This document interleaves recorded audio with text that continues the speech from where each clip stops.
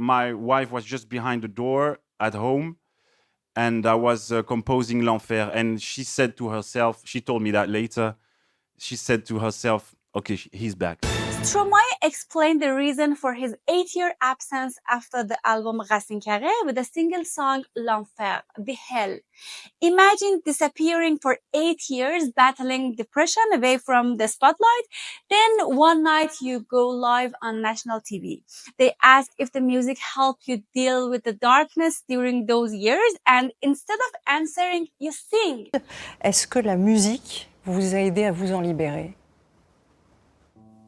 Je suis pas tout seul à être tout seul, ça fait déjà ça de moins dans la tête. You sing your darkest thoughts, your struggles with mental health, like you're explaining the hell you were living through in lyrics. That's exactly what Stromae did. It's like he found it easier to express his pain through music than through words. Sometimes music speaks louder than answers, and in that moment it felt like he was finally telling the world why he had been gone so long. Only strong people are able to talk and sing about their trauma and admit their insecurity like that. I really respect him for this performance. Actually, L'Enfer is a song about mental struggles, loneliness, and suicidal thoughts, the kind that too many people silently face.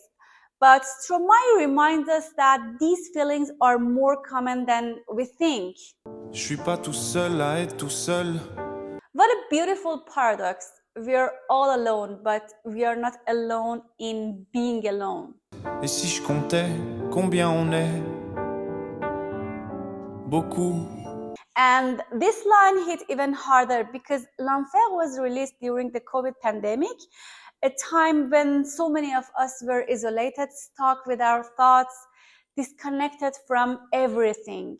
It's like Stromae put that silent, shared pain into words. Tout ce à quoi j'ai déjà pensé, dire que plein d'autres y ont déjà pensé, mais malgré tout, je me sens tout seul. Sometimes even knowing that others are struggling too, that you are not the only one with dark thoughts, isn't enough to make the pain go away. Knowing you are not alone doesn't always help you feel not alone. J'ai parfois eu des pensées suicidaires, j'en suis peu fier. It's common for people to feel a deep sense of shame or guilt for having these kind of thoughts. And during this part of the performance, when Stromae sings about his darkest moment, he looks down, he avoids the camera. That's what shame does. It makes you want to hide. It keeps you from reaching out, from asking for help. And maybe that's exactly why Stromae released this song. By putting his pain into words, into a song, Stromae gave voice to what so many people are afraid to say. On croit parfois que c'est la seule manière de les faire taire. Those them, they are the thoughts, the voices in your head. And when you're trapped in that kind of darkness, the pain can feel so loud that, it might seem like the only way to make it stop. But Stromae didn't stay silent. He turned that noise into a song.